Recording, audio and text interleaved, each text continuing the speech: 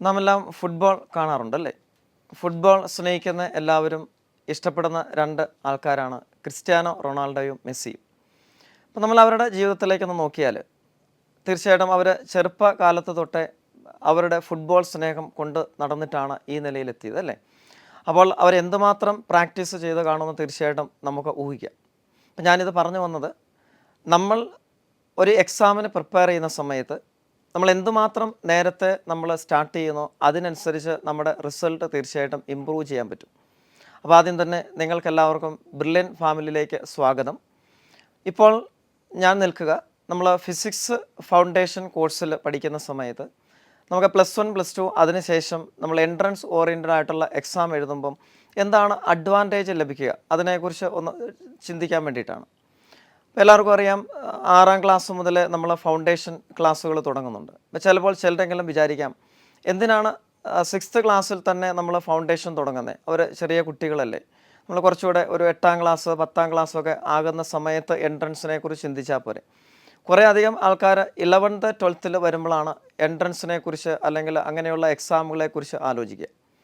പക്ഷേ ബ്രില്യൻ ഫാമിലിയിൽ ഞാൻ വർക്ക് ചെയ്യുന്ന സമയത്ത് എനിക്ക് തോന്നുന്ന ഒരു കാര്യം, നമ്മൾ എന്തുമാത്രം നേരത്തെ പ്രിപ്പറേഷൻ സ്റ്റാർട്ട് ചെയ്യുന്നോ അതാണ് നമുക്ക് നല്ലത്.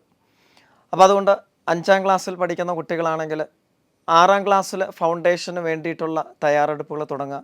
6ാം ക്ലാസ്സിലാണെങ്കിൽ 7ാം ക്ലാസ്സിൽ അടുത്ത ഫൗണ്ടേഷൻ കോഴ്സിലേക്ക് സ്റ്റാർട്ട് ചെയ്യാനുള്ള തയ്യാറെടുപ്പ് തുടങ്ങുക.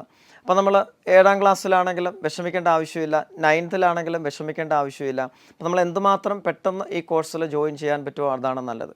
ഞാനങ്ങനെ പറയാൻ കാരണം, ഫിസിക്സിൻ്റെ പോയിൻ്റ് ഓഫ് വ്യൂയിലേക്ക് വന്നാൽ മെയിൻലി 8th 9th ഒക്കെ കണ്ടിന്യൂഷനാണ് നമുക്ക് +1 +2 വരുന്നത്. കറക്റ്റ് പറഞ്ഞാൽ 9th ഒരു കണ്ടിന്യൂഷനാണ് നമുക്ക് +1 വരിക, 8th 10th കണ്ടിന്യൂഷനാണ് +2 വരിക. എന്ന് പറഞ്ഞാൽ 9th പഠിക്കുന്ന കുറേ കാര്യങ്ങൾ തന്നെയാണ് വീണ്ടും നമ്മൾ +1 റിപ്പീറ്റ് ചെയ്യുന്നത്. കുറച്ചുകൂടെ അഡീഷണൽ ആയിട്ട് കാര്യങ്ങൾ പഠിക്കുന്നു. അപ്പോൾ നമ്മൾ സ്കൂൾ ലെവലിലൊക്കെ പഠിക്കുന്ന സമയത്ത് നമ്മൾ സർഫസിൽ കൂടെയുള്ള കുറച്ച് കാര്യങ്ങളൊക്കെ ബേസിക്കലി ഉള്ള കാര്യങ്ങളാണ് പഠിക്കുക. പക്ഷേ ഫൗണ്ടേഷൻ കോഴ്സിൽ നമ്മൾ 9th എക്സാമ്പിൾ എടുക്കുവാണെങ്കിൽ, ഇപ്പോൾ 9th മിക്കവാറും നമ്മൾ 11th പഠിക്കുന്ന ടോപ്പിക്കുകളെ കുറിച്ചാണ് ഡിസ്കസ് ചെയ്യുന്നത്. എക്സാമ്പിൾ വെക്ടേഴ്സ് എടുക്കുവാണെങ്കിൽ, വെക്ടർ നമുക്കറിയാം കുറച്ചൊക്കെ മനസ്സിലാക്കേണ്ട ഒരു കാര്യമാണ്. ഇപ്പം ഞാൻ ഓർക്കുന്നത്, ഒരു എൻജിനീയറിംഗ് കോഴ്സ് കഴിഞ്ഞ ഒരു കുട്ടിയെ ഞാൻ കാണാൻ ഇടയായി. അപ്പോൾ അദ്ദേഹം വെക്ടറിനെ കുറിച്ച് പറഞ്ഞത്, ഞാൻ +1 +2 പഠിക്കുന്ന സമയത്ത് എനിക്ക് വെക്ടറിനെ കുറിച്ച് യാതൊരു ഐഡിയയും ഇല്ലായിരുന്നു, അതെന്താണെന്നൊരു ഐഡിയയും ഇല്ലായിരുന്നു. പക്ഷേ എൻജിനീയറിംഗ് കഴിഞ്ഞതിന് ശേഷമാണ് വെക്ടറിൻ്റെ ഒരു ആപ്ലിക്കേഷനെ കുറിച്ച് മനസ്സിലായത്. അതിൻ്റെ അർത്ഥം എന്തുവാ?